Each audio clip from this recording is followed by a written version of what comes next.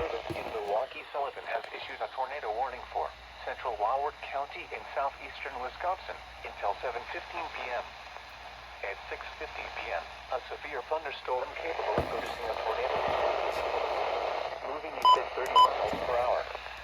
Hazard, tornado. Source, radar indicated rotation.